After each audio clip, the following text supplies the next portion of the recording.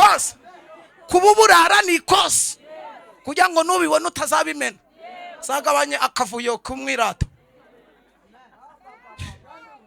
Kwa wambaye igikweto kimwe uri ku ikosi, kugira ngo nuba n'imiguru 5 zamenye ntuzanyagarare muturage. Ale shot che ale uguru suwa che. Abantu bicaye hano batazi ko ijuru ryabatekerejeho. Haleluya! Ijuru ryagutekerejeho wowe utari wabimenya. Komera Imana amashyi menshi cyane. Kabaye karabaye.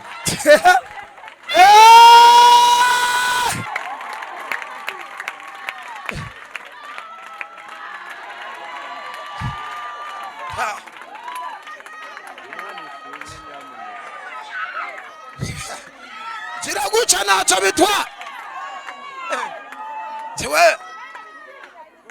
Nimwe muncokoje mwebwe. Nimwe muncokoje. Tuvuge ngo amen. Tuvuge ngo amen. Tuvuge ngo amen. Mwuka wera uzica abantu. Hari umuntu uzafashwa muone birarangiye hu. Twavuze ngo amen. Kamba mbaretse kugira ngo bitabica ibipatosi. Patosi bitabakuruka.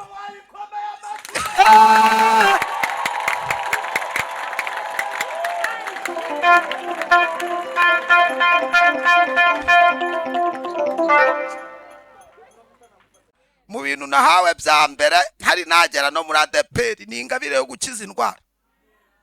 Ibyo bita ingabire muri Kiliziya Gatolika. Aha ngaha babyita impano z'umwuka wera. Hari akabyita ingabire za Roho Mutagatifu. Roho Mutagatifu. Nge nabaye umuhereza n'umusomyi mu Kiliziya y'imyaka 16. Ubwo rero urumva rero ari gihe kazamo ngitonda. Zina ni kajegerezo nagizwe n'abakristo, ariko nijoro naryo rirarizi. Hanyuma nacomekaho ibindi bintu by'ibipatosi, hanyuma hakazamo kundi kumwe.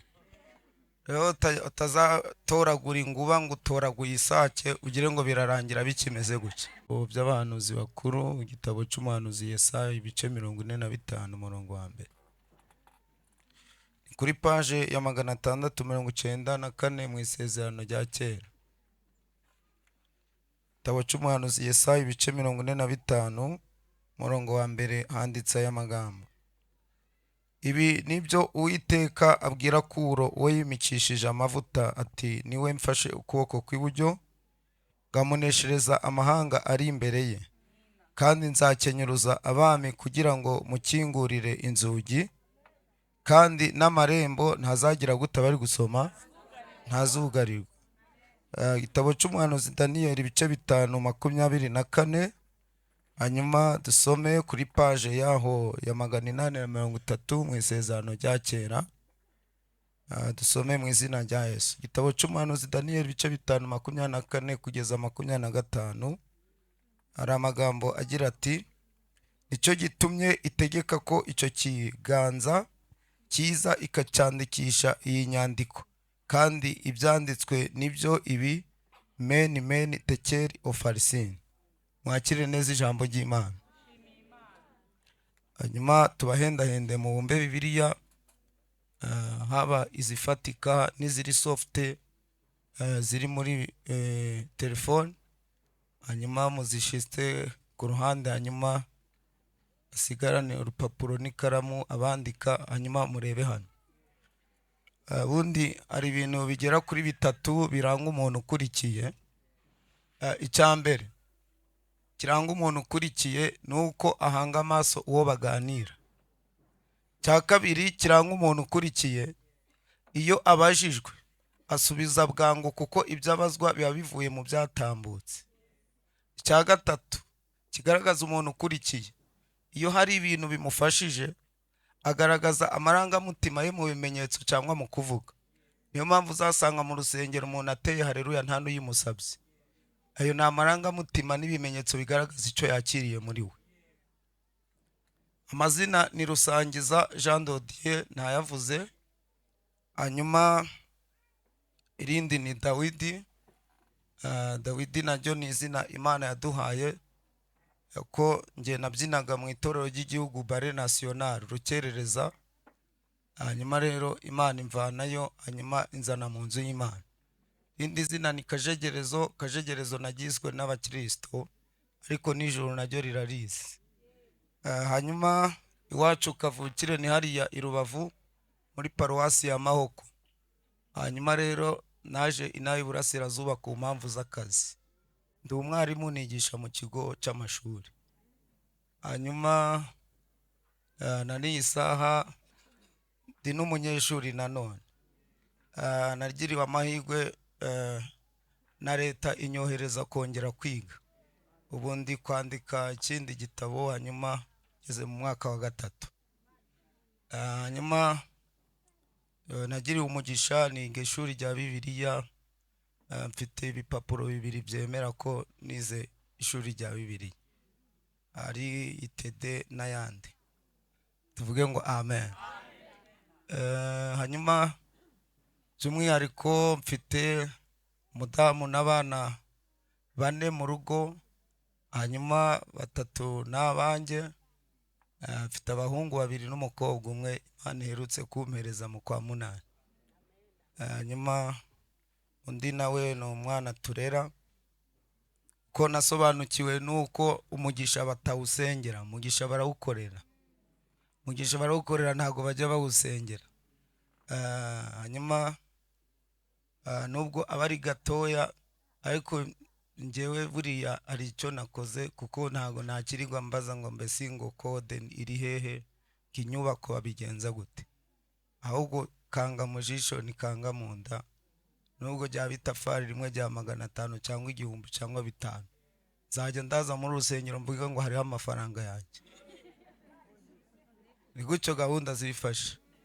Haleluya. Uriya nubona abacuranzi batubwiye ngo tubagurire ibyuma, nubwo watanga desa zawe byitwa ngo bagiye kugura ibyuma, bajye bagenza gakeya, hariho amafaranga yawe, kuko nawe ba warayashizeho. Ntago washizeho ibyitwa ibishagari, ni amafaranga, kuko wagiye uko imbaraga zawe zingana. Muri kwa gutanga bya 5 byawe byari bingana n'imbaraga ufite, na wa wundi watanze miliyoni byanganye n'imbaraga afite. Mwese Imana yabandikiye umugisha ko mwakoze umurimo w'Imana. Tuvuge ngo amen. Hanyuma mfite n'umukwe.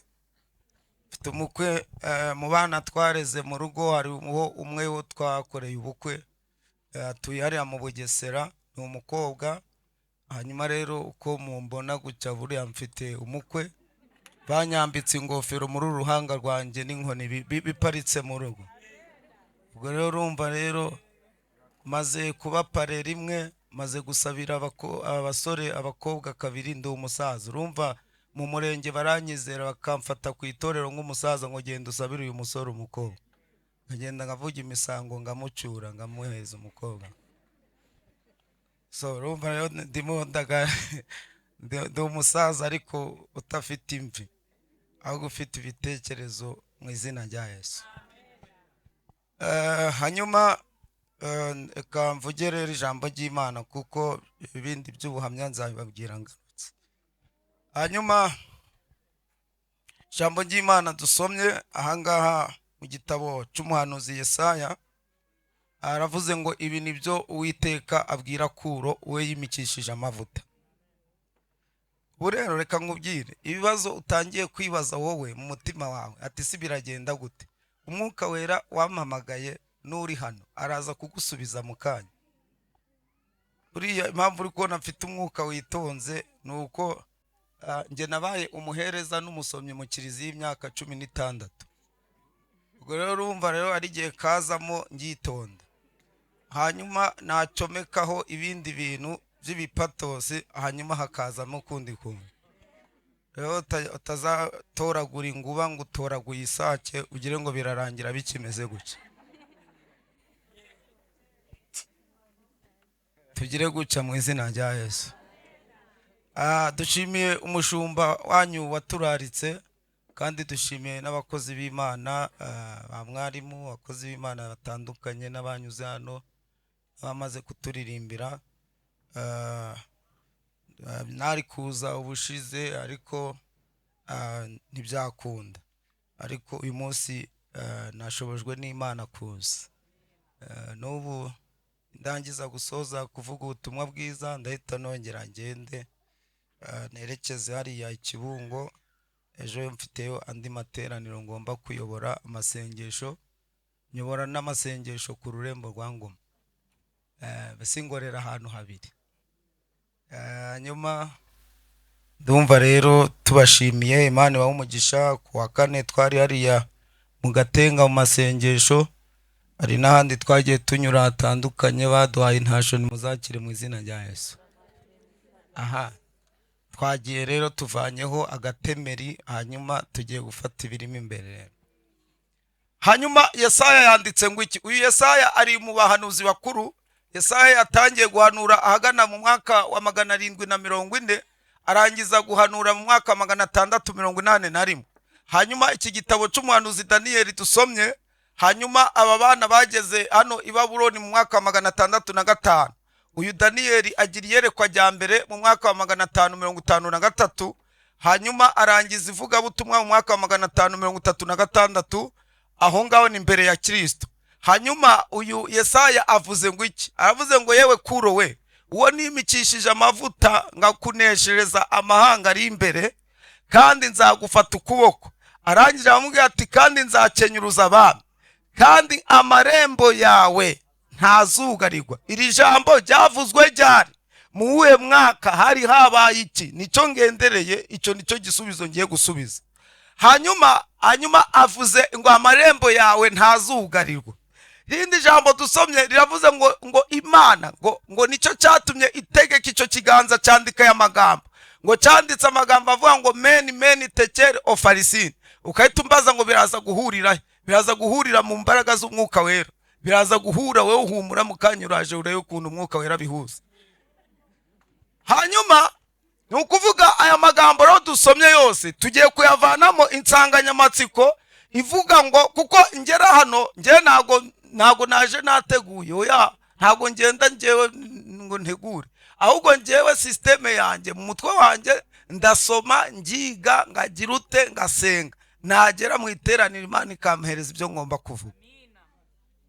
Hanyuma rero ngeze hano, Imana yambwiye ati ngo aha hantu abantu bari hano muri aya materaniro abenshi bafite imitima ikomeretse, irakomeretse, iri kuva amaraso, ariko Imana irangije bati ndashaka ubampera ijambo gihumure.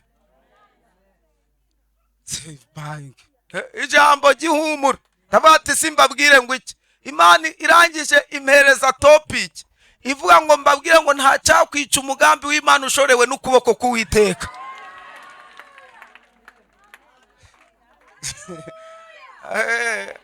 Nta cyakwica umugambi w'Imana ushorewe n'ukuboko kw'iki? Mu yandi magambo, umugambi w'Imana urahari, ariko urindishijwe ukuboko kw'iki? K'Uwiteka. Kuko uko kuboko ni ukuvuga kurashaka gukubita ibintu byose bishaka kubangamira umugambi w'iki? W'Imana.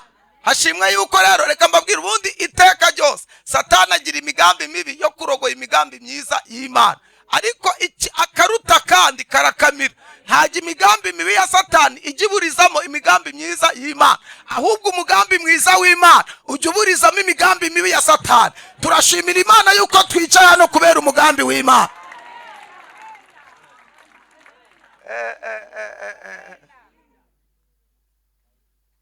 Ubundi uyu mugabo witwa Yesu afite ibintu biranga abantu b'abasitari yihariye abandi batagira, bigera nko kuri 15, ariko ndababwiramo 2.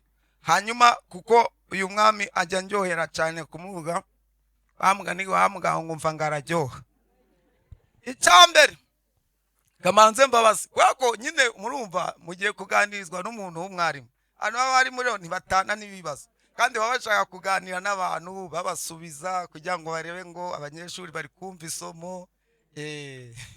Ni guco ni share no gusharinga ideas. No yo mpamvu wangu umwigisha n'umwigishwa bagabana ni 50 kuri 50.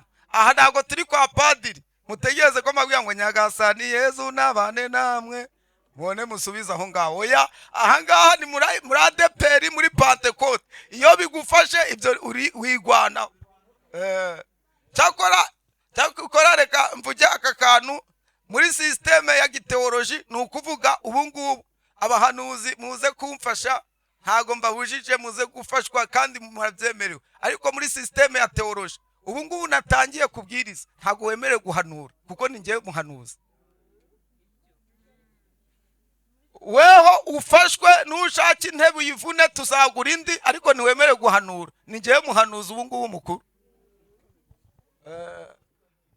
Nuzabona umuntu atangiye kwigisha ukavangwa nibwo utangiye ngo hagati ngo ugiye kumuhanuriramo, azaguhugura kandi ntuzagwe uzavuge ngo kashegerezo yari yabimbwiye. Ntago biba byemewe. Tuvuge ngo amen. Tuvuge ngo amen. Hanyuma uyu mugabo witwa Yesu muramuzi? Yesu muremera ko ari umwami? Ariko mutangira musubize akazi kabonetse. Yesu ni umwami? Aha, sawa. Hanyuma niba mwemera ko Yesu ari umwami, nta muntu waba umwami cyangwa ngabe perezida adafite igihugu, adafite n'abaturage ayoboye. Byo bintu birajyana. Ugomba kuba umwami ufite igihugu uyoboye, ubereye umwami, ukagira n'abaturage batuye muri ico gihugu. Hanyuma kuva amateka nayiga, nabonye yuko systeme yo kwagura ubwami muzanacunge muzumva baragiye bakoresha systeme yo kurwana. Iyo bagendaga bagafata ngagace ka Kigali bakomekaga kurwa Gasabo, hanyuma n'abaturage bagaturiyeho bakahita bahinduka abico gihugu. Niko systeme ubwami mwisi bagendaga babwagura, bakoreshaga systeme yo kurwanisha amacumu, imiheto, imyambi, biki ibintu ngibyo kugira ngo ubabone igihugu bagura ubwami.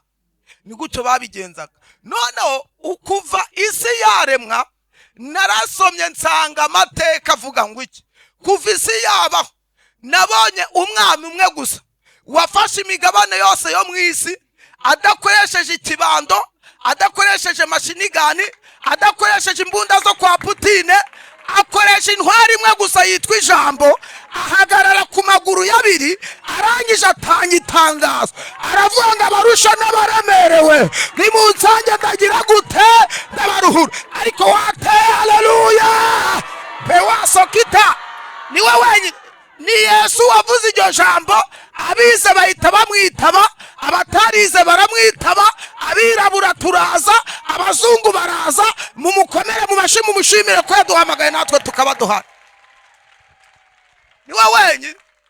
Niwe wenyine. Abandi iyo bashaka kugira agace bafata no gukoresha ibisasu bibunda bikana. Maze na Putini Ikirene yaramunaniye, ariko ari Yesu ni isegonda nuko yifatisha ijambo rimwe akabati mwese abarusha n'abaremerewe hari kahita bicara. Tumupangiye icubahiro muri aya materaniro. Twese niwe waduhamagaye, kandi cyo ngundira Yesu iyo duhamagaye tukagera hano mu rusengero kugira ngo aca akavuyo n'amatiku, twese ahita dushira mu ciciro kimwe.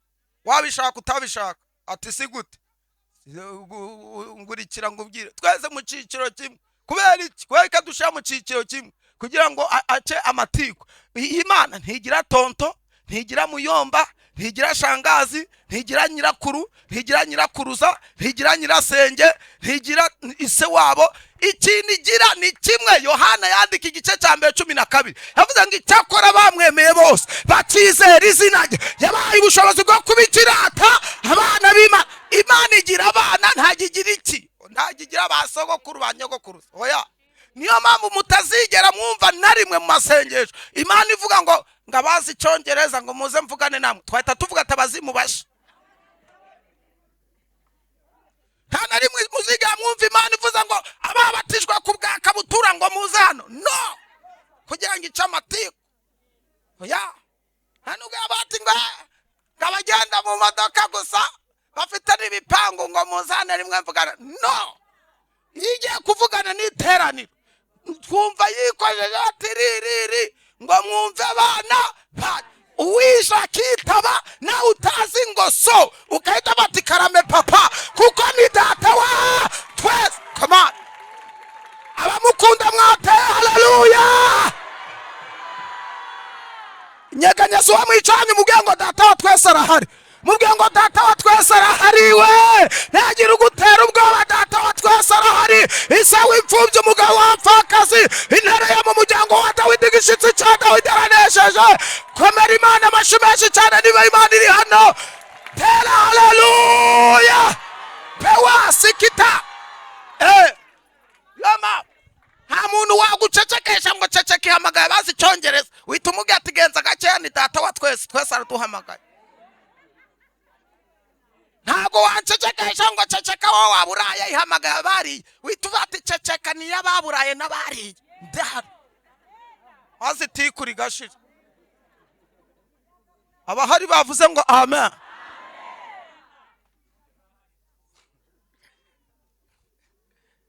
Aha. Haleluya. Icya kabiri cyanejeje kuri uyu mugabo, agira abandi batagira. Muzacunge mu isi. Waba uri umwami, waba uri umuperezida, ugapfa cyangwa umwami agatanga, iryo joro urarusimbuwe. Urarusimbuwe wabishaka utabishaka. Niyo mpamvu ntagira umuntu uzigira akaganga iposita yose washigwaho hano mu isi umenye ngo inyuma yawe hari undi. Ni gutyo gahunda zifashe, ni gutyo systeme yestaye. Nubwo waba ushinzwe akanama k'amahoro kwisi, inyuma yawe hari undi. Nubwo waba uri papa, nubwo waba uri bishop, nubwo waba uri reverend, inyuma yawe hari undi. Inyuma y'umuntu haba hari undi. Nushaka kujya wiyorosha ugenze gakeya nuko. Hanyuma iyo mwisi rero umuntu apfuye, siritunga umuperezida agapfa, barara bamusimbuje. None hari ibyo mwumva bita ngo kuyobora inzibacyuho, mujya mubyumva. Kuyobora inzibacyuho ni cya gihe bareba mu itegeko nshinga bakabata umuntu ufite ipositi yingiye niwe wakagombye gusimbura perezida iyo adahari. None ubwo apfuye rero iba wicaye muri perezidanse kugira ngo abaturage batagira ikibazo, hanyuma serivisi zigumya zigira ute zitangwa. Nibyo iyo bavuze ngo ayobora inzibacyuho bategereje kuzatera igikumwe, referendum, itegeko nshinga kugira ngo baryubahirize. Hanyuma none areba agashaka baye rero, mwamaze kunyemerera ngo uyu mugabo witwa Yesu ni umwami. Kandi niba ari umwami afite igihugu ayoboye, afite n'abaturage ayoboye. Saa 9 rero hari haruguru igorogota ku musaraba, abaratanze bose bareba, ibinyamakuru birandika, imvaho zirasohoka, amasocial media yose abata umwami w'abayuda aratanze arapfuye. Baragenda, Yosefu w'Umarimataya aramwaka, ajya kumushira mu mva yari yarakorogoshoye mu gitare, baba bamushizemo. Hanyuma umunsi wa mbere ubararangiye, abantu bari aho ngaho barebana kandi bazi ko umwami yatanze. Umunsi wa kabiri nawe uburarangiye bareba bakanuye amaso bari aho ngaho byabacana. Niwe mwami wenyine uwayoboye hari, atuyobora yanapfuye. Ay come on. Yo! Pinasana niwe mwami wenyine kuvisi yabaho wayoboye hari, ayobora yanapfuye. N'uyu munsi atuyoboye tutamureba kandi atuyoboye neza. Abamukunda bavuga ngo amen. Come on. Oya atuyoboye neza cyangwa ni nabi? Oya atuyoboye neza cyangwa ni nabi? Ariko nyeganyeza ng'abantu babiri babwiye ngo Yesu atuyoboye neza. Mubwiye ngo Yesu atuyoboye neza, babishaka batabishaka, atuguye neza, tumerewe neza, ubwami bwa ni amahoro. Tera haleluya. Niwe wenyine. Ingoma yawe mwami Yesu nizahanguka, warayikoreye tanta, urayigwanira tanta, urayitsindira tanta, ucungura itorero. Niba ikuretere mwami wanje niwe uyishoboye. Tafashijwe kajegereza karawa similifo. Ngirira guca ntacyo bitwaye, ingoma ye yitsindiye n'umwami wa kirata w'amahoro. Kama nano ngo ageze yasanze hari abandi bami bapfuye kera. Hanyuma bamwaza ati si wewe kusha, ati ndaje. nawe uzi imyaka tumaze ati iyo irabareba ngende gucungira ku masaha navuze ko ntarenze iminsi 3 ariko nawe ukazajya wiyemera abantu abakristo basejemu nababwiye ko ntarenze 3 ngomba kuzuka ubwo ntazutse bagira ngo ndabesha ivugo yiwe ni hame tegereza umunsi n'isaha ubwo ari data wabivuze bizoshika n'umugabo w'umunyakuri ibihamya birahari iyo yuguruye nawe ushobora kugara ngo ku munsi wa gatatu babona umugabo arinanuye abavuyemo abati ngenda bazukanye mwe musigare abavuye tangira kwiyereka abantu nabo kuri sejemu barabimenya ati nimuhumure tinatsinze urupfu na Satani ubwo nagipfuye namwe ni mugipfuye hahigwa bapfa bapfira umwa abavuye abandi basigarayo kubara umwihariko wawe Yesu mana wabaye ukora ibitangaza yego upfuye urazuka ni wowe wa mbere mana imva yawe irarangaye maginga ya izabandi zarameze ibyatsi Yesu we cyakora mwamumbaye kure yego we iyo mba hafi mba nguhobeye ngaguhawe ngaguha imisa yitabarika mana we hariko nacu uzagaruka mukunzi wanjye nzi kunyumva hakirira ishimwe ngushimiye mukunzi wanjye nzi kunyumva hakirira ishimwe ngushimiye aho uri mwami ni we umvugira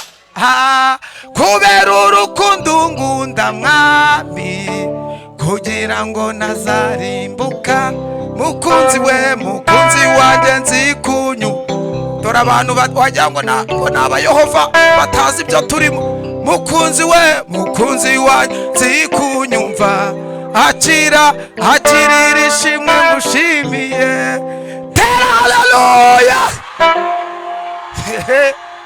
narasikita narakijijwe si kubw'imirimo naramwizeye Kristo nuwanjye ndamahoro nizera ko wambaye umubiri nizera na wa musaraba jambo wemeye upfurupfu rubi niwatinda mumva maze urazuka byose kubwanjye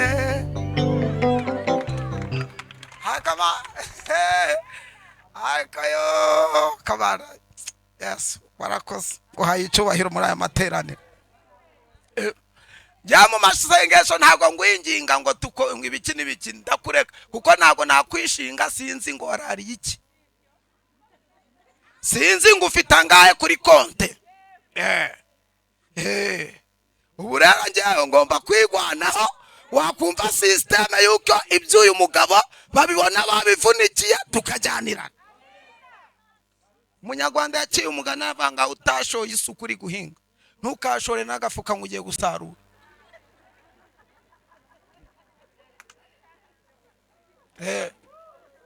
hano bari hano babigize abantu babashereko nengo hafi baba VIP ngo so donc uraza na so donc sizi biki twebwe wumvishije tworoheje wowe wumvishe twe turi ngandagira bitabo hose nyine wakuriki ukumva ko Imana ivuga se cyewe to urashaka ngo tuvuge ibyo twaboneye mu jya kizabonwa Samatare mu Rusesi Manza cyewe mu rupfu hehe muri gabanya ifiriti muri shira umuteto ho uragira ngo Imana yapfuye kuduheza iyi mikrofone gutya ikatuvana ku mboga za nyirandamutubikanye tukaba none badutekera isose sha imboga ariko pa yara tiwe twebwe batwambitse utujeto mosherami akajeto murakazi ko kwa muganga bakwambika indwara bita maladie carentière indwara ziterwa n'imirire mibi hari kwa shiyokoro marazima, twari twaragwaye kwa shiyokoro imwe unanuka ugasigara uri sikrete ku buryo imodoka inyuraho ukamanza wahagarara kugira ngo umuyaga utakuhigira utaguhirika. Hano horazana ibintu by'imiteto hano. Reka ntabwo dupfuye kwivumbuguta, ntabwo twidumbukurije ngo dufate iyi mikorofone. Hari ahantu yatunyujije mu ruganda iraducura ituvanamo ubuginga yewe. Come on. Ababonye Imana mutera haleluya. Biwasokita. Kuba utarishwe n'inzara ni ukugira ngo wumve umugambi w'Imana uko ugikomeje. Kuba utarishwe n'iriya mpanuka ni umugambi w'Imana. Kuba utarishwe n'amarozi ni umugambi w'Imana. Nyeganyeza abantu babiri ubabwira ngo umugambi w'Imana urakomeje. Umugambi w'Imana urakomeje. Babigwanya batabigwanya, umugambi w'Imana urakomeje. Bakuvuga batakuvuga, bakugwanya batakugwanya, babivuga batabivuga. Tera haleluya y'umuriro. Iriba sikita. Haguruka ja. Oya horinyo. Haguruka. Pela sokita. Umva uko Imana imbwiye. Ibyishimo byanjye nasanze bishwe muri Kristo, yambereye inkingi ishingikiriza abamanywa nijoro, yakomeje imigomero inzuzi z'umunezero.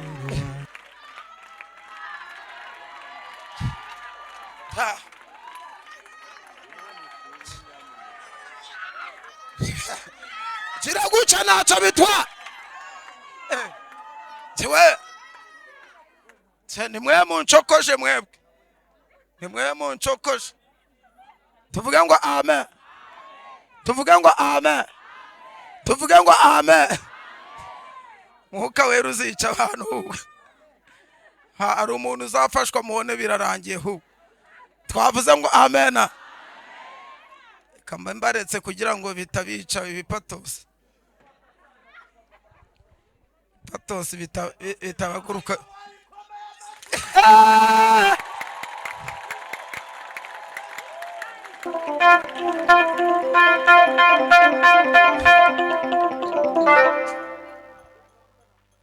Iki gihande iki niki harimo umuntu urwaye indwara yo kujojoba. None anga mpagaze hano ku ruhimbi urakize. Wisukira urakiza diregite mu izina ryande cyayo. Cewe ni ibintu biri automatique byo kwa Yesu, na bintu ntago turi ari ibintu twihatahatamo.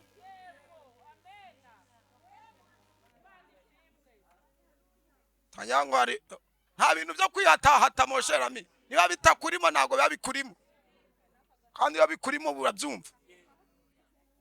Sejana murata uvuge ngo amen. Kamanze nsesengure ivanjiri ntagatifu, hanyuma mwumve ibindi bigiye kuba mukanya. Ndaje mukanya nsengera abarwayi mu izina rya Yesu. Mu bintu nahawe bya mbere hari nagera no muri ADEPR ni ingabire yo gukiza indwara. Byo bita ingabire muri Kiliziya Gatolika. Aha ngaha babyita impano z'umwuka wera. Hari akabyita ingabire za Roho Mutagatifu. Roho Mutagatifu hazentore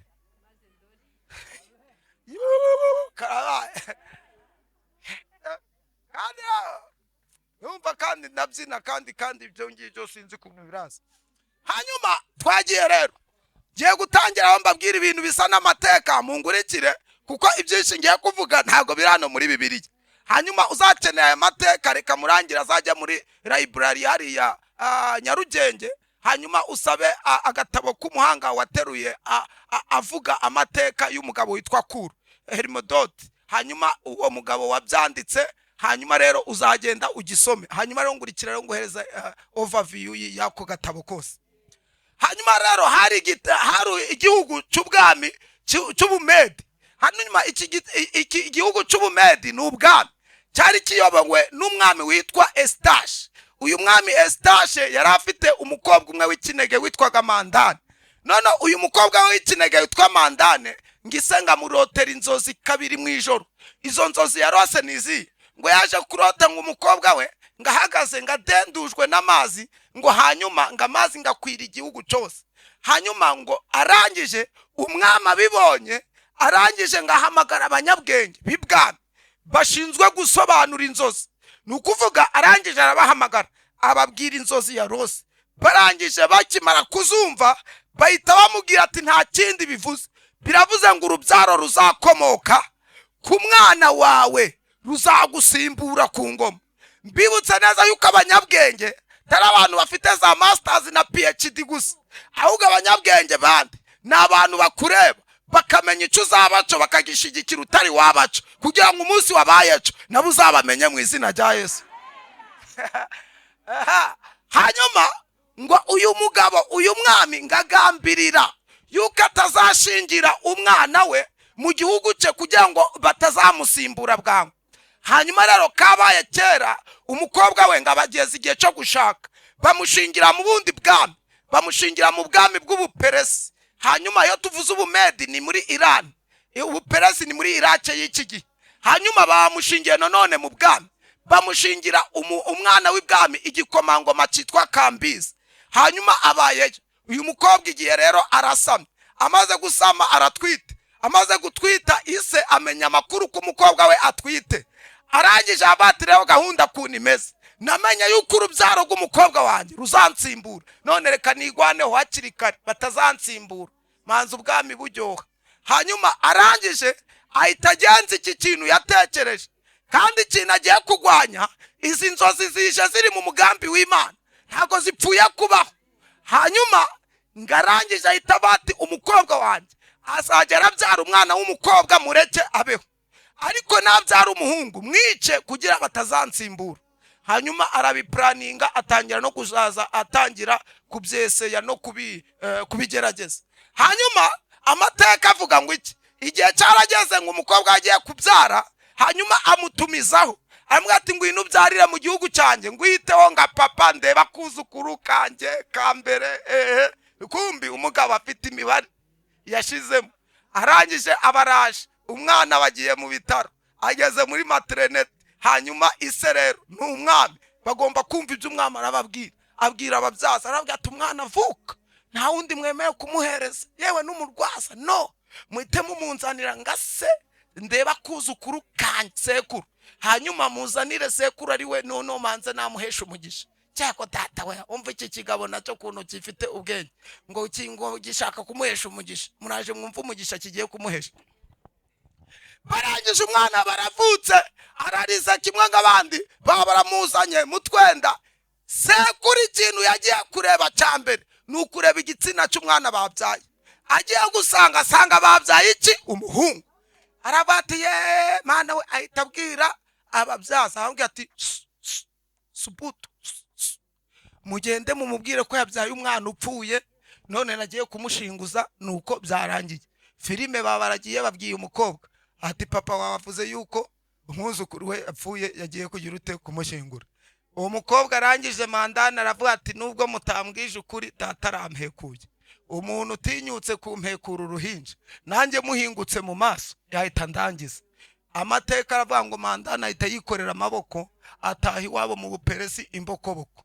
Urumva amakuru ashiriye umugabo we ni ukumubwira ko umwana yabyaye yagize ute yapfuye, hanyuma sekuru yamushinguye.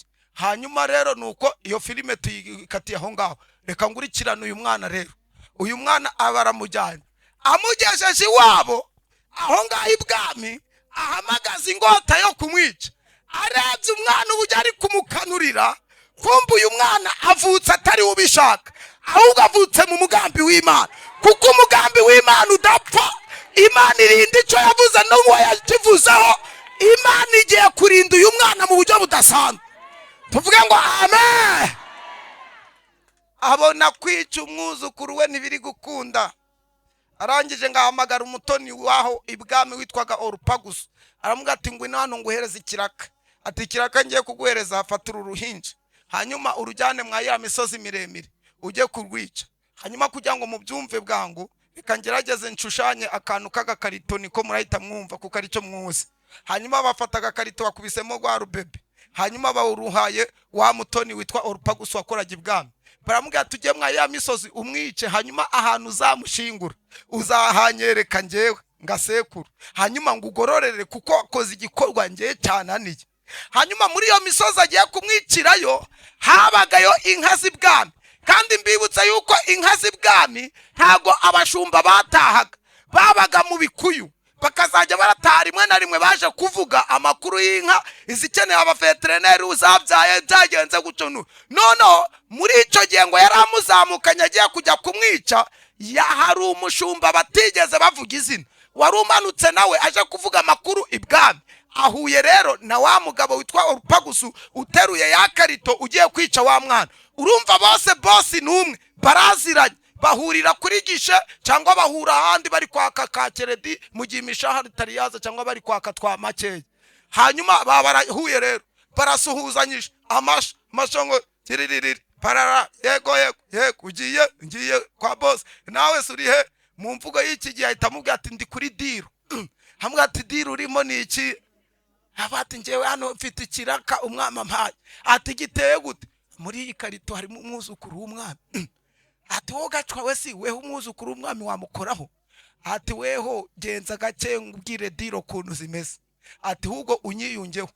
None umwami yambwiye mujyane mwicire mwa ya misozi mukoreramo, nzamutaba, nimara kumutaba nzamwerekaho namushize, hanyuma azangororera. None waburetse kujyayo tukijyanira tugakorana iyi diro aka kazi ubu bugome, hanyuma ingororano bazampereza ko tuzazigabana.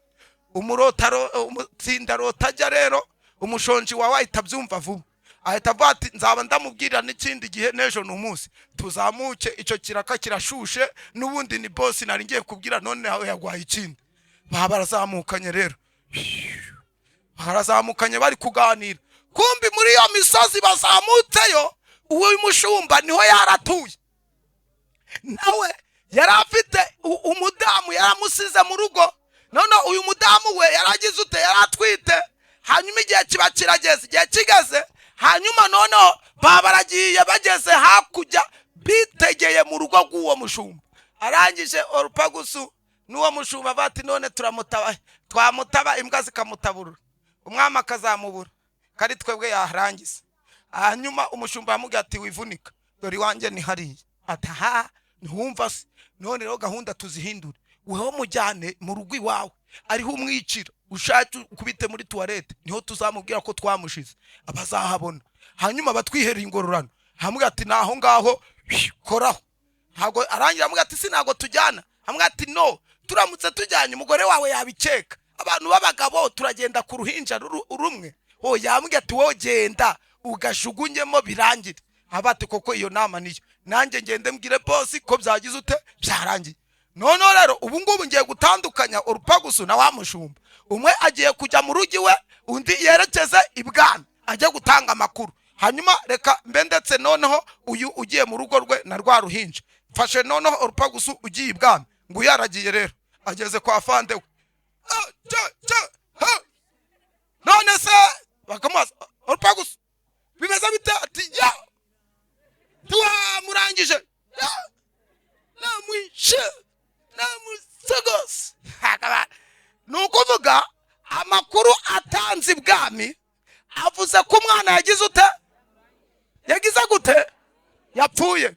Reka ngurikirane noneho wa mushumba naho baragiye. Akigera ku irembo asanga noneho umugore ari muri saro, noneho ari kurira. Umugabo arangira bati none wanje byakomeye bimeze bite? Hangije ngo abarinjiye kubera na stress nyinshi cyane, yibagirwa no gusiga cyaji karito hanze, anacyo aracinjirana. Akimara kucinjirana yibuka yageze iruhande rw'umugore ariko kibebetana agatima kahita kagaruka ko harimo abati mata kuri kurira azisota hano.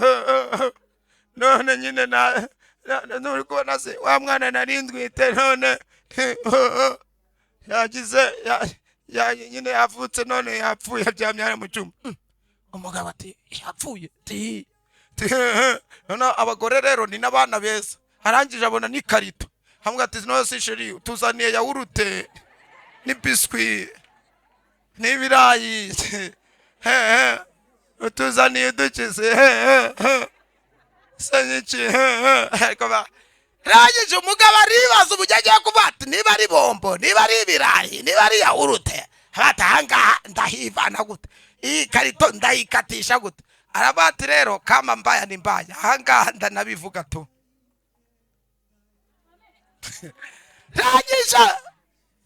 arangije reka nsabire abamama bari hano mbasabire akantu keza kuba papa ubundi iteka ryose yutungukanye envelope mu rugo umugore akayiri uyakira mbere ukaba washizemo amandazi 3 kandi ufite abana 3 ijya mbere ni uri shunaho kandi iyo amaze kurishunaho agahereza umwana umwe ibyuzuye undi akamuheza ibyuzuye wa undi Kevin akamuheza cyagiki Kevin areba abandi ko byuzuye nakayitarira ngo ndanze nanjye mu mezi ibyuzuye nukuvuga izi ntambara zibaye mu rugo n'umugabo uziteje kuko wawe wakoze imibare nabi utari wagira abana imfura yawe y'umwana ufite n'umugore wawe shiramo nirindazi rya 4 nawe aritamire yumva uko Yesu kwagira neza twavuze ngo amen guca gahunda zifashe meme n'umugore ukwiriye kumenya mbere yuko ugira abo bana imfura yawe n'umugabo wawe cyangwa ndi kubanga ati inyama nziza yo mu mavuta ngo umwana ari umanza kuyumva kandi se ahari guteze wamuhaye akayumva nawe kayumva mwe mwabaye mute nawe hana yumva bikemera tuvuge ngo amen.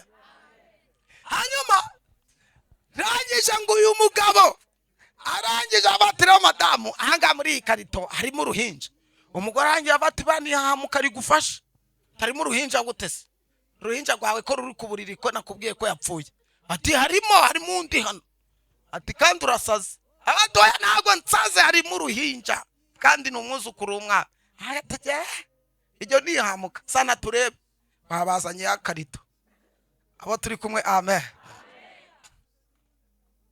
Babakuyeho agapapuro kambere akavanyo akakabiri akavanyo abona utuntu tuturanje fata nyamara uyu mugabo manza aribyo akagatatu ko yapfa ababonye amaguru inka yanje fata none ibi bintu ni hatari haleluya.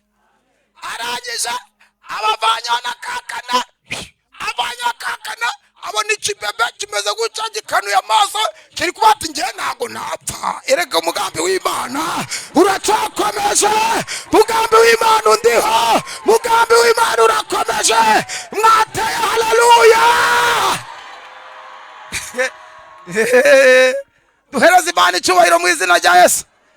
Ariko man ntakibasha kurogoya imigambi yawe Mana urakomeye kandi we uyu mubiri wanjye numara kubora zareba Imana yanjye mfite undi mubiri naho nanyura mu bikomeye umugambi wawe urasohora naho najugunwa mu mashamba inzitane urasohoza naho nahura n'ibica mugongo umutima wanjye ntuzacogora wasezeranyije kutazansiga uzahora hafi Imana ibihe byose nzi yuko ntakibasha kurogoya imigambi yawe Mana urakomeye kandi we uyu mubiri wanjye numara kubora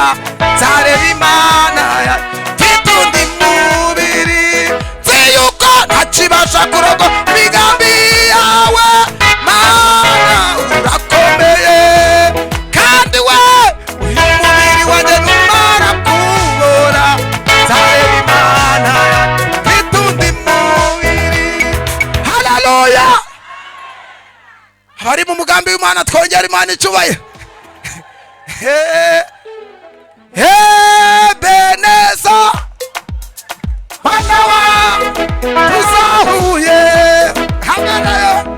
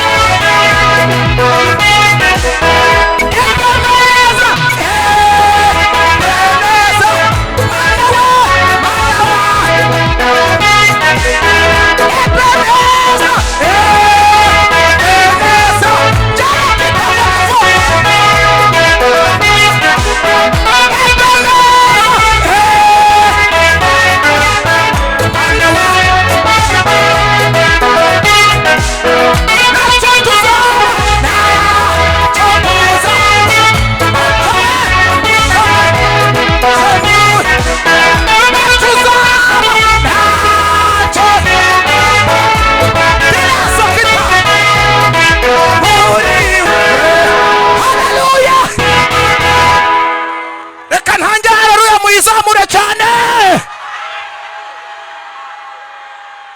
Tela sokita boni minifo komera Imana amashyi menshi cyane. Yes, you protocol, come here, stay here. I can I pay for Tela sokita boni fo mugire guca ntacyo bitwaye. Haleluya. Tela sokita ndafashije kandi Imana data twese ngiye kubona zikongurwa n'Uwiteka Yesu abiryonye na byose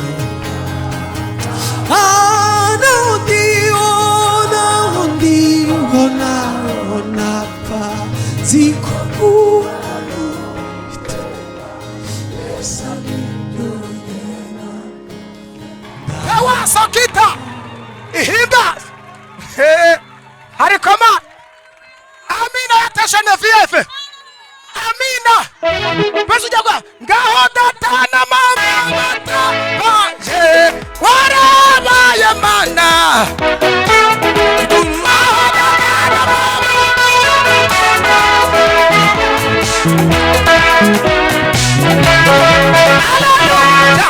sa Tela sokita zamura haleluya.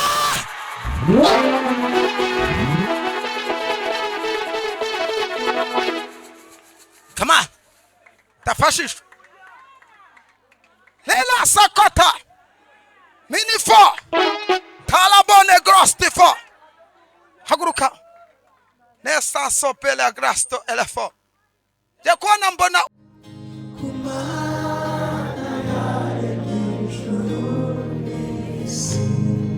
Ndizera ibirenge byawe biteguza ikurinda ntabwihunikira isinzi Imana irinda Isirayeli. nta kibazo ufite.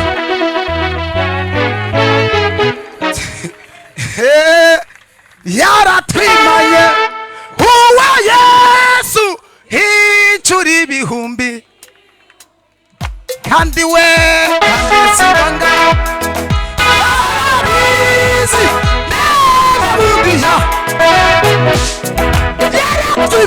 yaratwimanye uwa inshuro ibihumbi kandi sibanga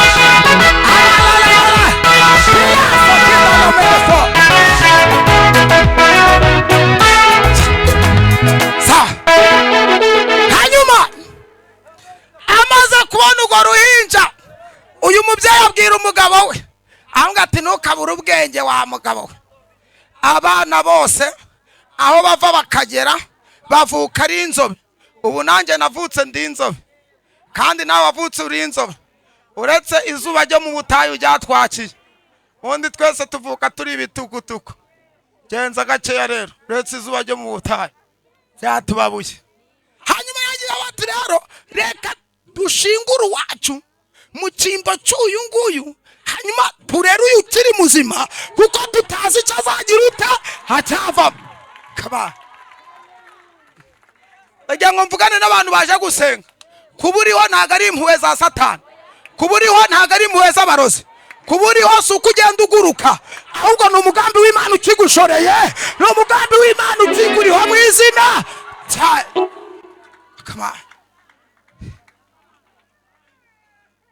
karame mwa haguruka nkubwire tala wazombene foigra Imana ivuze ngo iki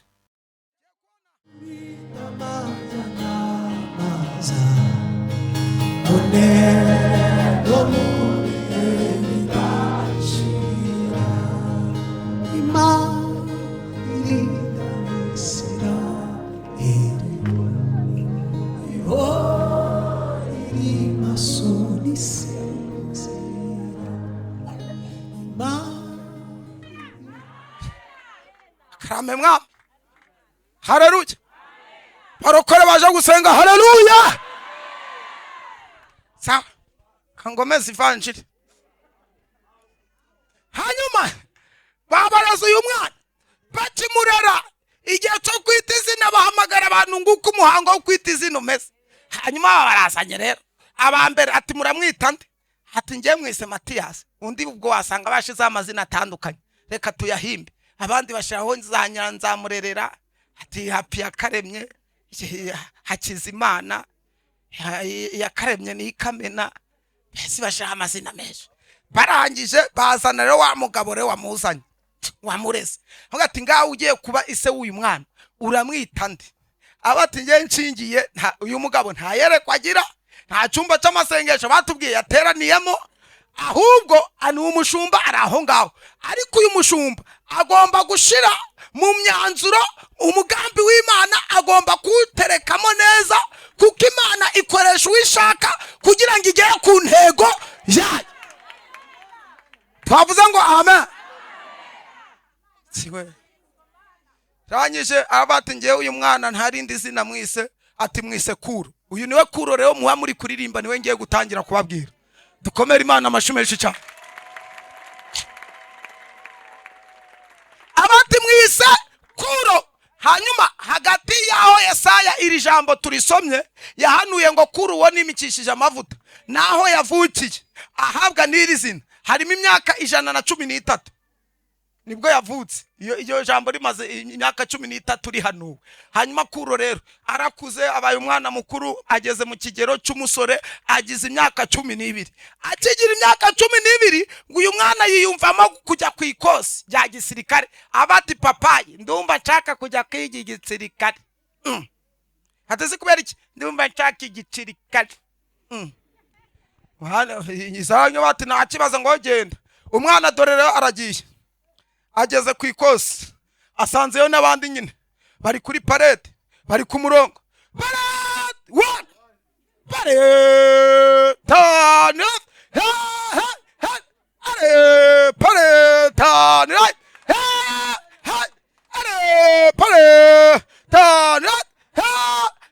parade 2 back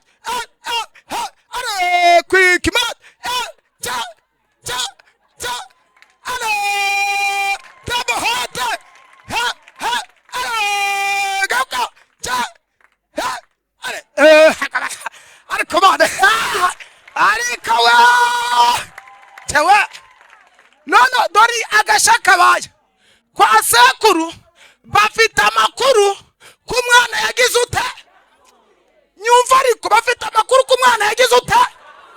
None umwana ari hehe kwikoze kugira ngo Imana izamugire ikigomba kumujya. Ndagira ngo ngubwenga batanze amakuru ko byakurangiriyeho baribeshe, ahubwo uri kwikosi uri kwakaba tipasi kitabonefo akoma. Abantu bari kumva Imana iri kubacura kugira ngo izabagire ikigomba kubagira cyo bahaguruke batera haleluya. Power sikita nibyo turi kwikosi, turi kwikosi. Kububurara ni ikosi kugira ngo nubibona utazabimena, zagabanye akavuyo kumwirato. Kwa wambaye igikweto kimwe uri kwikosi kugira ngo nuba n'imiguru 5 zamenya ntuzanyagarare muturage. Kuri gukodesha ni ikosi kugira umunsi wayibonye uzamenya ko wacumbikira n'abakene. Ariko abandi batazi umugambi ukuriho bari kuvuga ngo byararangiye, kazapfa nabi, kazapfa kadakize, kazamwarira muri Kigali. Ariko nago bazi ibigiye kutubaho imbere gatoya. Umugambi w'Imana ugiye gusohora mu izina cyayo. Turi kwikosi. Barangije umwana barangiye abati nono kwikosi afande wari gukoresha ikosi. Abati tugiye gutora afande.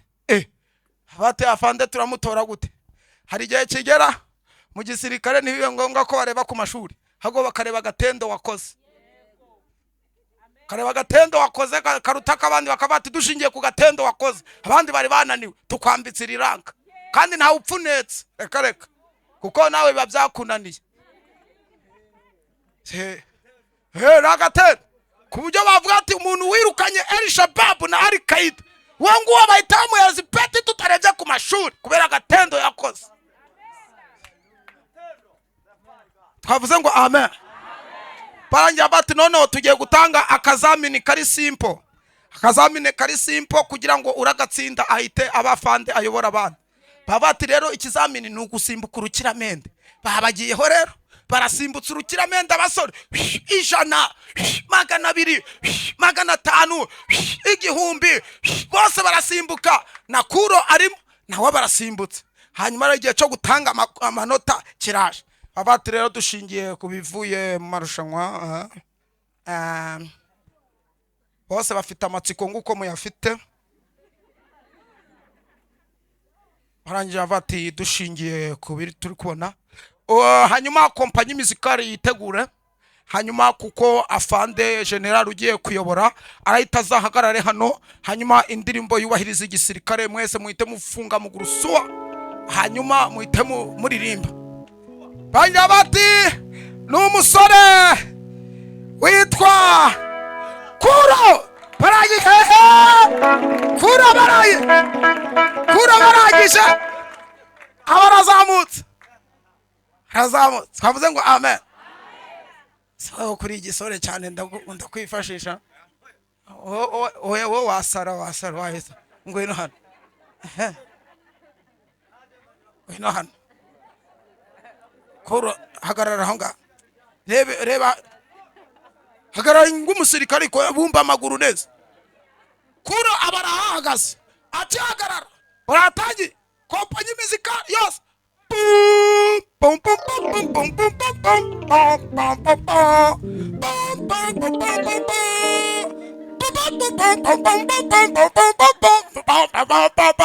Bose bateye sariyuti bayitereye Kuro nawe sekuru ari mu mandazi ngo umuntu yarapfuye yararangiye kumva Imana iri kumuzamurira.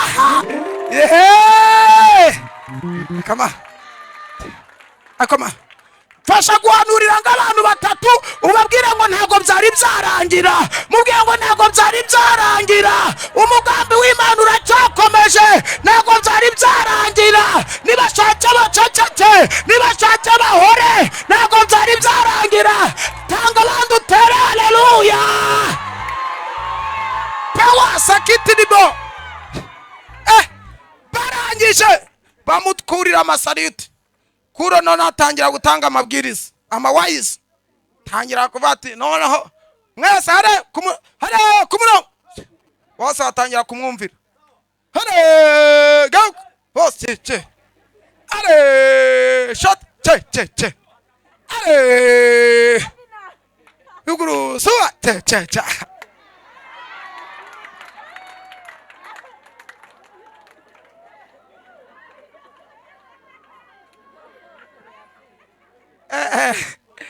haleluya. Harangije ngo havamo umwana umwe ngaba yishe akarasisi. Yes, akirire go kwica akarasisi uri kuri parade. Barangije amaze kwica akarasisi. Yoho. Hanyuma arangije ngo Kuro atege kuwisha akarasisi ko bamukubita ingoni zihwanye n'itegeko bari batoye. Kandi umwana bagiye gukubita nawe ise akora kwa sekuru. Bakimara kumukubita baratasha. Umwana ataha ananirwa kugenda. Kuro ugiye mukanya ndakugarura mukanya. Umwana ananirwa kugenda agenda acumbagira. Ageze mu rugo isara mubaza ati wabaye iki? Ati nyine ni wa muhungu wahariya hijya wangubise turi ku karasisi. Ati ni wowe kugize gucata sawa. None ukuntu gahunda zifashe. Ambara utwenda twiza. Nje kumurega kwa boss we. None wibuke ko uyu mushumba akora kwa sekuru wa Kuro. None rero kubera ko uyu mushumba niwe uri kwitwa Karisi. Hanyuma bahita bafata uyu mwana bahita bajya kurega kwa sekuru. Hanyuma atumiza uyu mushumba agiye kuzana uruhinja gwitwaga Kuro amaze kuba umusore w'imyaka myinshi cyane 12. Hanyuma ntago azi ko wa mwana gihari. Baramuzanye rero dore nguyu ahingutse. Arangiye bati niko uwo muhungu wawe ati nuwo. nuwanje uwawe ari kuvuga kuro. Hanyuma bati none uyu mwana mwamuhoye iki? Abati uyu mwana wagenje uyu nguyu guca nawe bamufate bamukupite yumva uko abaye. Hanyuma kuro ngashira hejuru abati nyagasani mwami mbere yuko mumpereza ijambo ati muri iki gihugu cyawe ugira amategeko ati yarahari. Uwisha amategeko bigenda ute? Atarahano. None sindazira ko nubahirije amategeko cyangwa nari kuzira yuko ntayubahirije. Ngo uyu mwami sekuru ngo atangazwa n'ubwenge bw'uyu mwana. None mu gihe bari aho ngaho cya kigabo cyitwa urupagusu cyamuhaye wa mwana kiba kirahingutse. Bararebanye gitanya kumuheza sinyari za gahunda si zaciyemo ngati ceceka shatagira nukumva ntago se byambayo za gahunda zarariye ceceka ariko umwami agiye kubabona abona basa naho bari kurebana bari kuvugana utuntu abati ariko mwebwe ni ibiki murimo ni uduki murimo abati nyine umwami ngahita yibuka aha abatora upagusa uzi n'ikindi nagwaye ikiraka uyu munsi none ahangaha ndangiza uru rubanza tuhita tujyana unyereka aho bashize ya gahunda. Abati ndapfuye abati ndabigenza gute hangize ati ni guco bimeze abati nono yare ukabati wa mwana ugati ceceka umwami amugati ko ndi gukubwira ukareba uri nibi kibirimo abati nyine mwami nyine ati nyine ikisi nyine abati ariko mumbwiza ukuri nibiki muziranyeho angati mwami reka ngubwiza ukuri nubundi unaranyica nyine ngewe wa mwana uyu mugabo niwe twafatanyije hanyuma ndamumuhereza ngaje gukora za gahunda yarazikoze neza hago tuva hano ajya kwatwereka umugabo ati uri igisazi nge nta kintu tuziranyeho. Umwami ati nako gakino muri kunkina bafata wa undi witwa ngo ni se wa kuro baragenda baramukubita bakimara kumukubita ngo nizimuriya bati mwe mundetse mbabwiza ukuri arangira bati cyakora reka mbabwiza ukuri kuntu gahunda zifasha. Uyu mugabo twarahuye ntago mbihakana umwana yanaramumpaye ndagenda ngeze mu rugo nsanga umugore wanje yari yabyaye umwana agira ute nsanga wanje yapfuye nari mfite rero uwo mwana muzima urupagusa uyu mugabo wawe yampaye ntago nari gushingura abana babiri nashinguye umwana wanje uyu mugabo urupagusa yambaye nicyo gisore muri kubona gihagaze imbere yayo. Umwami ngarabireba aravuga ati mana nyagasani we urupagusa ndakuri gasuye we ngiye kuhita ngo ujye uri muzima ati ni guco bimeze ati arangije ngo uyu mwami Estashi ikintu yakoze yatumijeho umwana wundi w'imfura wundi w'uyu mushumba n'uwa urupagusu arabazana hanyuma ahita bica mu cimbo yuko batamwiciye umwuzukuru. Hanyuma n'aba bagabo rero singe wahera bapfiriye aho ngaho. Hanyuma rero reka ngurikirane uyu mwana rero kuro bahise bamwohereza mu gikari mu gihe basigaye bari gukora izo gahunda abo ngabo bari guhanwa gutyo. Kubera iki ngo yuzuze ijambo yavuze ngo ayiga umuntu itoranya ikamwiyegereza azahazwa n'ibyiza byahera mu rusengero rw'Imana mu bikari by'ibwami. Kuro yatangiye kujya ibwami kwitoza uburyo abana b'ibwami babaho kuko byanga byakunda babigwanya batabigwanya kuro azanaba umwami. Arangije basi mu yandi magambo yari gukora stage. Ubu hari abantu bari hano bakorera abandi bari gukora stage kugira ngo barebe uburyo ba boss bitwara. Utazabigeraho ugatangira ukavuga ibigambo by'ibindagazi umenye ba boss ko batapfa kuvuga ibibonetse byose. Utangire witoza uburyo wumve uburyo boss ahamagara ngo niko wes niko sure icyayi cafe utazavuduka ko muzana icyayi oya uzamenye uburyo ba boss bakicayi so icyayi cafe mata hanyuma uyu mwana barangije ise yanga kugira ute yanga nono arabati ubwo nananiwe kumwica ari mutoya sinamwica ari mukuru.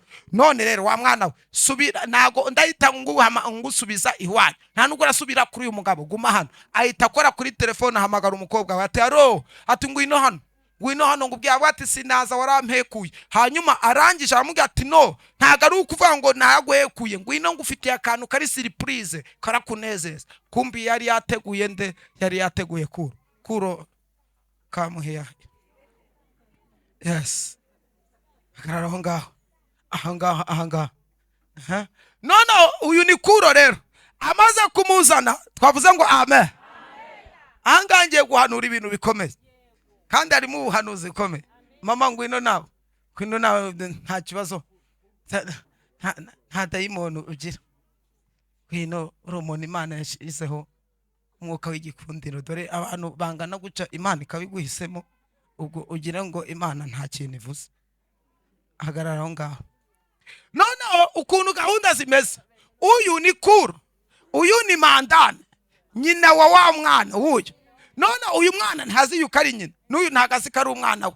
None akavuga ati ise akazajya asaba umukobwa we ati mbabarire.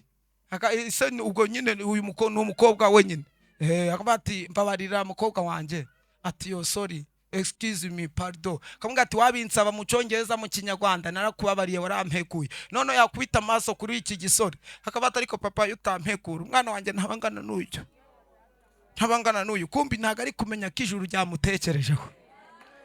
Hari abantu bicaye hano batazi ko ijuru ryabatekerejeho. Haleluya!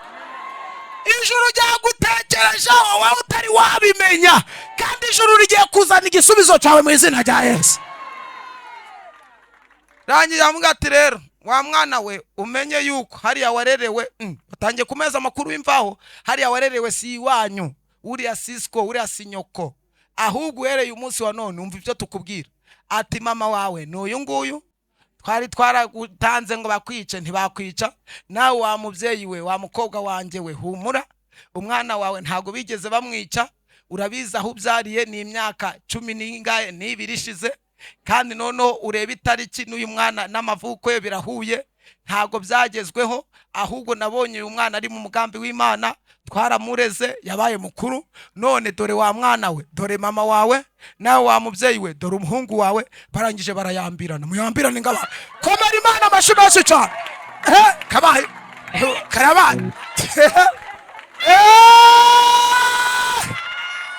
Kala stop it for. Hobera umuntu mwegeranye umugengo Kuro wawe warabonetse. Umugengo Kuro wawe warabonetse. Igisubizo cyawe kirabonetse. Igishoro cyawe kirabonetse. Abana bawe barabonetse. Imbaraga zawe zirabonetse. Umugabo wawe warabonetse. Tanga abantu utere haleluya. Akira ubuhanuzi mu izina rya Yesu. Akira ubuhanuzi mu izina rya Yesu. Kuro wawe agize gute? Ndagira ngo mbabwiye ngo Mandane yari yararize yarihanaguye, nawe wari wararize warihanaguye. Ku rutonde rw'ababona akazi warivanyeho, ku rutonde rw'ababona igishoro warivanyeho, ku rutonde rw'ababona perime warivanyeho, ku rutonde rw'abagira abana baciga hanze warivanyeho, ariko wivanye ari wowe si Imana yakuvanyeho. Akira Kuro wawe aracyahari mu izina rya Yesu. Akira Kuro wawe aracyahari mu izina rya Yesu. Watanga abantu ugatera haleluya.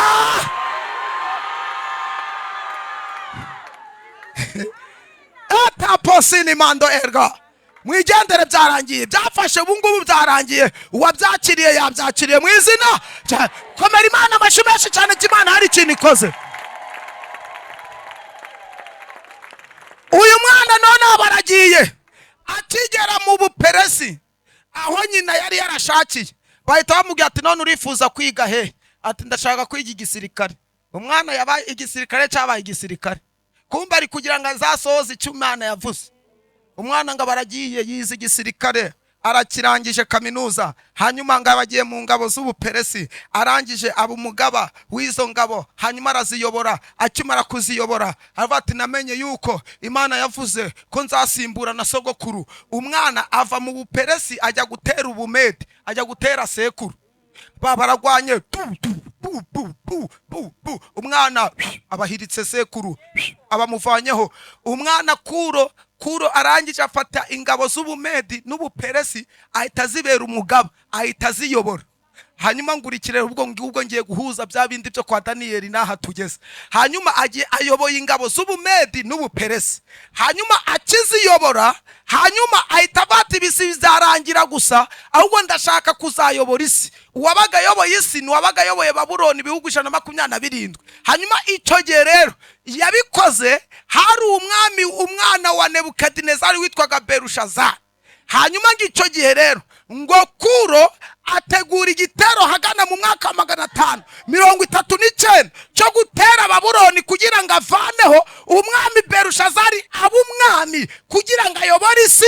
Imana isohoze rya jambo ndaza kubabwira ngo izake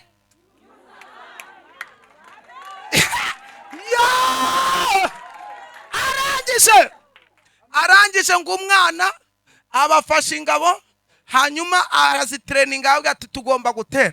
Hanyuma ngo uwo munsi ari gutegura igitero niho uyu mwami Berushazari yari yateguye ibirori. Hanyuma ngo byo gusinda, kuramya ibigirwamana no kuvuga Imana yacu nabi. Hanyuma ngo muri ibyo birori baranywa suruduwiri, kambuca, ibigufuri, ibiki byose byadunda ubwongo bashiramo. Hanyuma birangiye, hanyuma Bibiri ivuga ngo iki? Iravuga ngo hanyuma ngo agiye kubona abona ngo urutoki ngo ruraje hejuru rurandika aho ngaho, ariko rutari rwandika. Ngo yarahamagaje ngo ibikombe bavanye mu rusengero i Yerusalemu babishiramo ibisindisha. Hanyuma bamaze gushiramo ibisindisha, Imana irabata agasuzuguro kabiri mu rugo rw'umugabo ni n'agasomborotso. None ndaje ngo ukubitire umuginga hano, izana urutoki iragwandika. Ikimara kugwandika nimusoma Bibiliya ngo amavi ye arakomangana, gatangira gususumira. Abandi none umwami ngo urutoki abatusu urutoki biki aturutoki bangira bati bura avanze byeri na rikeri ari kumva isereri aturutoki ngaturutoki rangije. Hanyuma ngo bagiye baraho ngaho mu gihe bari kwibaza iby'urutoki byabacanze. Hanyuma bati muzana abapfumu n'abarozi n'abaki, baraza ngo bikozaho. Abarozi biranga, abashika barashikanuza biranga, bati bingibi nago byatuyobeye. Hanyuma ngo umwami kazi rero gazanye icyo kunywa, asanga umugabo wari gususumira ngaturutoki. Abati sindi byagenze aturutoki. Aramuga ati humura wihagarika umutima, hari umuti ngiye kukurangira muri iki gihugu cyawe. Ku ngoma y'umwami Nebukadinezari iso hari umugabo wabagamo n'umwuka w'Imana yera. Uwo mugabo ahita mudefinisa muvuga n'izina, arabati yitwa Daniyeli. Aramutse ageze hano yabasha kugusomera iyi nyandiko ndetse no kugusobanurira ikisobanura. Uyu munsi wa none Imana igukoresha iby'ubutwari mu izina rya Yesu. Reka nshiramo amavirigire menshi cyane mbitengera ahantu ngiye gusengera, bindi tuzabikomeza. Hanyuma Daniyeli bajya kumuzana, baramuzanye abarahageze. Akimara kuhagera Daniyeli abarasenze, akimara gusenga ababwiye umwami atumva uko Uwiteka avuze. Sopai aravuze ngo men rya jambo ryambe avuze ngo apimwe kumunzanisha udashitse. Ati siniki kubwiye? Ticeceka ndacakubwira ceceka. Iravuze ngo tekere, iravuze ngo uhereye weho ushizwe ku minzani isanga n'ibiro byawe bitanashitse, kandi mfite ibiri 150. Ibyo ni ibya byeri na kambuca na brushette, ikeneye iby'umwuka. Abati ndacakubwira. Rangije abati Farisini iravuze ngo ubwami bwawe bugabiwe Abamedi n'Abaperesi. Ubwo kuvuga ngo bugabiwe Abamedi n'Abaperesi, niba mwangurikiye muhita munsubiza, uyoboye ingabo z'Ubumedi n'Ubuperesi ninde? Bivuga ngo ubu bwami buvanywe mu maboko ye bugiye mu maboko yande yakuru. Twavuze ngo amina cyane. Arangije Kuro rero nibwo yaje rero Yeremiya 51. Hanyuma murasoma titre yaho iravanga iherezo rya Babuloni 51 ku murongo wa 57. Hari ubuhanuzi buvuga ngo ibikomangoma byaho n'abatware n'intwari ngo nzabasinziriza ubuticura, ngo kugira ngo ijambo ryavugiye mu kanwa k'Uwiteka risohore iryo kugira ute kugabira uyu Kuro ubwami. Barangije rero Genevieve egekaho hanyuma duhanure, hanyuma nta munsi n'igihe, hanyuma dusenge. Hanyuma Bibiliya yavuze ngo amarembo yawe ntazagira gute. Nono ahangaha guca nukugarira, mwabibonye ucarugariye, kandi yavuze ngo agomba kuba tugariye. Mu yandi magomba hagomba kuba hafunguye open. Akimara gufungura rero abarinzi kubera ko bari biriwe mu birori bari kunywa basinze, baragiye ngo barasinzira barafurura bibagirwa gukinga. hanyuma kuro nawe azana n'igitero yirukanga cyane, arangije ngo bayobye umugezi wa Efurate bawerekeza mu kinombe bacukuragamo amabuye y'agaciro, yinjira mu ngingi yitwa Kasikasi abagezi bwami. Akinjira ku muryango wa mbere asanga abarinzi bagize gute, basinziye. Arangije barabishe, bakimara kubica areba urugi uburyo asanze rufunguye. Abatamana ibi ni ibiki ukoze, ko nta mugeri nta gikompora nta nyundo, kubera iki dusanze yakinguye? Ahita yibuka ijambo Imana yamuvuzeho, iravuga ngo kuro we amarembo yawe ariko Mana wateye. Haleluya!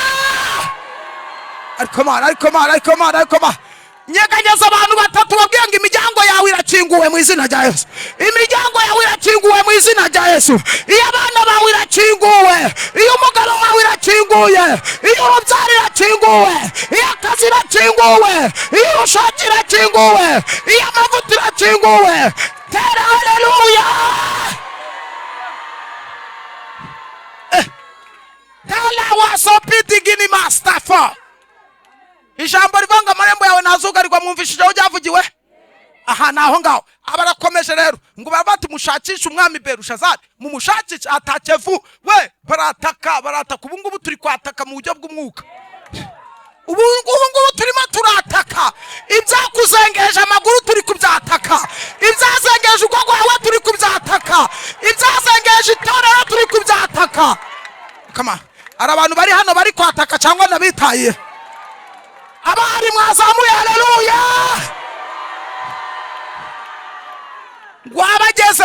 Bageze aho Berushazari yari yicaye ari gutitira, arangije kura ahita mugatare simama jo haguruka. Araguruka ati kuramo iryo kamba, kuramo ingofero, kuramo impeta, ikote, inkweto, mukandara, umushumi w'umwami, byose abimukuramo. Akimara kubimukuramo arangije ngo amuhereza abasirikare baragenda. Berushazari nico gihe yapfuye, abarapfuye. Akimara gupfa hanyuma Bibiliya ivuga ngo iki, ngo hanyuma uyu kuro aragenda afata ya mpeta y'umwami comekamo, ikamba ry'umwami kobetamo, inkweto y'umwami, umushumi w'umwami, ikoti ry'umwami. Ita yuzuza ubuhanuzi yavugiye muri Yesaya ngo nzakenyuruza abami nawe ngire gute. Abantu Imana ikenyeje muzamura haleluya! Twavuze ngo amen. Sawa naho ngaho n'ubundi mwangunze, reka mbabwire umuntu hize ng'iminota 5 mbabwire utuntu icigisho kibe kirarangiye. Utuntu tugera kuri 7 ndatuvuga amasegonda makeya. Icyambere kugira ngo mwumve ico nshaka kuvuga, mutumva navuze isezerano rya kera gusa mukagira ngo nta rishya ririmo. Uyu kuro mvuze afite ibintu 7 ahuriyeho na Yesu. Ubundi uyu kuro niwe kuri Yusi mu Kigiriki no mu ndimi z'Abaheburayo, ari we bisobanura Kristo, bisobanura uwasizwe. Hanyuma rero uyu kuri Yusi ahuriye na Yesu ku cyambere, abandi kabandiki. Nukuvuga Yesu na kuro amazina yabo yatangajwe batari bavuka. Niyo mpamvu Yesaya yavuze abango duhaye umwana w'umuhungu azitwa igitangaza Emmanuel, na marayika bati uwo mwana muzamwite Yesu atari yanavuka. Hanyuma n'uyu mwana kuro rero izina rye ryatangajwe atari yagira ute, atari yavuka. Hanyuma icya kabiri ari kuro ari na Yesu, ingoma bavutseho. Uyu kuro yavutse ku ngoma ya Esitashi, hanyuma Yesu avuka ku ngoma ya Herode. Ubwami bavutseho bashatse kubica, ntibyashoboka kuko bari bashorewe n'umugambi w'ikirata w'Imana. Asifiwe! Icya gatatu ari kuro ari na Yesu, bose bacungiwe umutekano n'abashumba. Yesu avuka, abashumba nibo baraye bari gukora umutekano bakwa umwami yatuvukiye.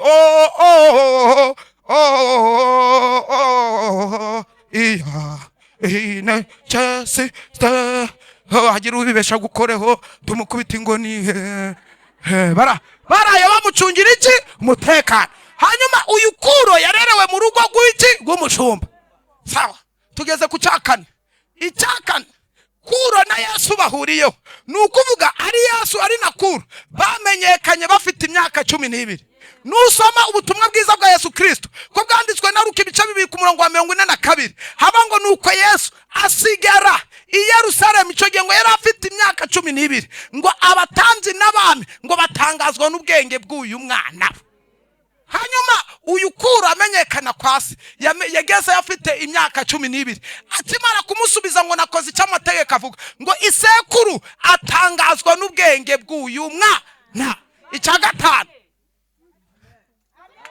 haleluya, icya gatanu ni ukuvuga ari Yesu ari na Kura kugira ngo aba bana babeho. Hari abandi bana bapfuye mu cyimbo cyabo ariko babaho kubera ikintu usoma Yeremiya 31:15 ngo numva induru yumvikanira irama ngo Rasheli ngararira ngabura uwamuhoza ngo kubera ko abana be bari bapfuye. Ni muri cyagiye cya Herode yishe impinja zose ngashaka kwica Yesu, kandi Yesu ari mu mugambi wo gucungura umuntu. Hashimwe Yesu ko umugambi we n'uyu munsi wagezweho. Haleluya, power sokita minifola iginimo shana bana kitabone stasolebo. Ndakumva mwana, hari randevu eshanu zicagaguriwe hano muri aya materaniro.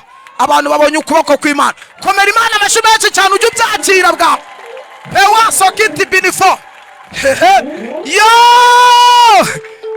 kandi uyu Kura nawe kugira ngo abeho hari abandi bana bagiye bapfa ariko agira ute abaho. Ndagira ngo mbabwire ngo mwicaye hano yuko mbibutse yuko impanuka wakiriyemo hari abandi bayiguyemo, ahantu byaturikiye abandi byabaciye amaguru, wowe urarokoka. Si ukuvuga kuzi gusimbuka. Abandi baraburiye bahita bapfa, si ukuvuga kuzi kwirutsa. Ahubwo turashimira Imana igikurikiranye umugambi wayo. Turashimira Imana igikurikiranye umugambi wayo. Abakiri mu mugambi w'Imana muzamure haleluya.